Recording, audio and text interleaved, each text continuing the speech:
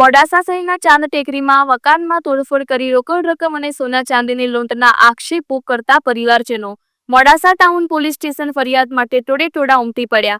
મોડાસા શહેરના ચાંદ ટેકરી વિસ્તારના ટાઉન પોલીસ સ્ટેશનમાં હાજર લોકોના જણાવ્યા અનુસાર થોડાક દિવસો પહેલા મોડાસા શહેરમાં બનેલી મર્ડરની ઘટનાને લઈ આરોપીને કોર્ટથી છૂટીને ઘરે આવ્યો। મામલાને લઈ તેના સગા સંબંધીના મકાન માલિક ઉપર સામે પક્ષવાળાએ તમારી મદદથી છૂટીને બહાર આવેલ છે।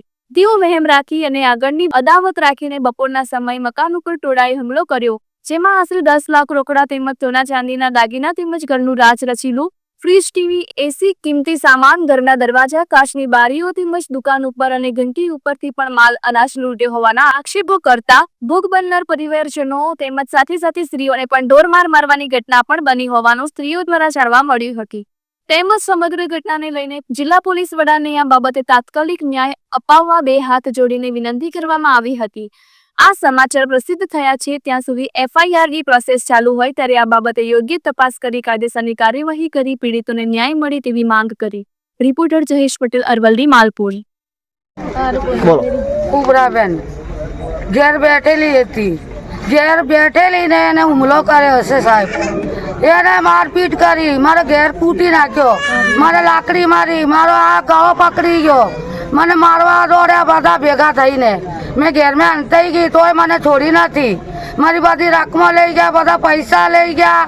10 લાખ રૂપિયા ઘેરમાં પડ્યા હતા એ કાઢી લીધા, 5 તોલા ચાંદી હતી, 5 તોલા સોનો હતો એ કાઢી લીધો, બધા કાઢીને મને મારીને લઈ ગયા છે। હાથ ઉપર લાકડી વાગી ગઈ છે અને હાથથી જ મારી છે મારા ઉપર।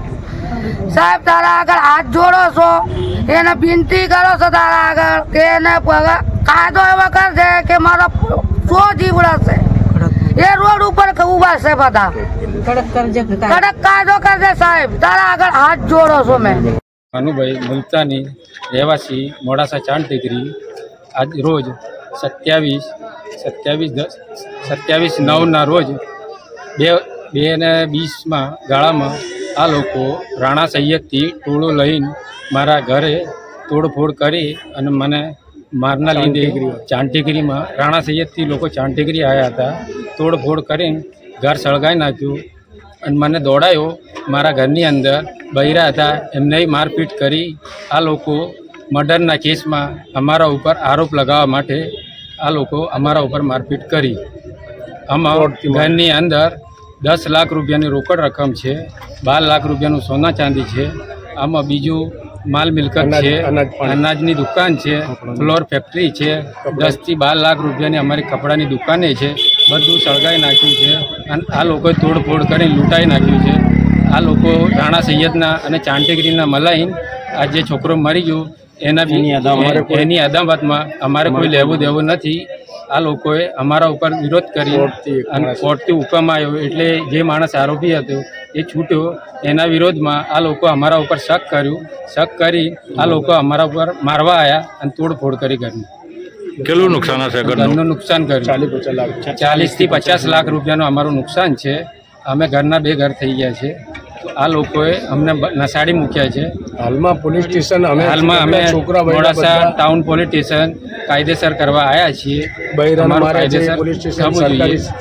અને અમારા બૈરા છોકરા સરકારી હોસ્પિટલમાં એડમિટ છે, ત્યાંની રિપોર્ટ આવશે ત્યારે અમે જણાવીશું।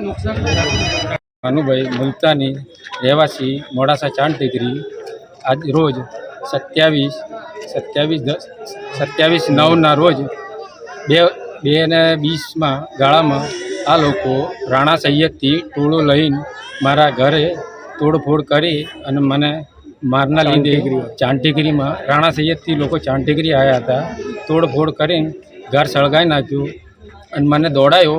મારા ઘરની અંદર બૈરા હતા એમને મારપીટ કરી આ લોકો મર્ડરના કેસમાં અમારા ઉપર આરોપ લગાવવા માટે આ લોકો અમારા ઉપર મારપીટ કરી। આમાં ઘરની અંદર 10 લાખ રૂપિયાની રોકડ રકમ છે, 12 લાખ રૂપિયાનું સોના ચાંદી છે, આમાં બીજું માલ મિલકત છે, અનાજની દુકાન છે, ફ્લોર ફેક્ટરી છે, 10 થી 12 લાખ રૂપિયાની અમારી કપડાની દુકાને છે, બધું સળગાવી નાખ્યું છે અને આ લોકોએ તોડફોડ કરીને લૂંટાઈ નાખ્યું છે। આ લોકો રાણા સૈયદના અને ચાંદ ટેકરીના મલાઈન આ જે છોકરો મરી ગયો એની અદાવતમાં અમારે કોઈ લેવું દેવું નથી। આ લોકોએ અમારા ઉપર વિરોધ કરી અને કોર્ટથી હુકમ આવ્યો એટલે જે માણસ આરોપી હતો એ છૂટ્યો. એના વિરોધમાં આ લોકો અમારા ઉપર શક કરી આ લોકો અમારા ઉપર મારવા આવ્યા અને તોડફોડ કરી ઘરની. કેટલું નુકસાન હશે ઘરનું? ઘરનું નુકસાન કર્યું 40 થી 50 લાખ રૂપિયાનું અમારું નુકસાન છે. અમે ઘરના 2 ઘર થઈ ગયા છે. તો આ લોકોએ અમને નસાડી મૂક્યા છે. હાલમાં પોલીસ સ્ટેશન હાલમાં અમે મોડાસા ટાઉન પોલીસ સ્ટેશન કાયદેસર કરવા આવ્યા છીએ. અમારું કાયદેસર થવું જોઈએ. અને અમારા બૈરા છોકરા સરકારી હોસ્પિટલમાં એડમિટ છે. ત્યાંની રિપોર્ટ આવશે ત્યારે અમને જણાવીશું.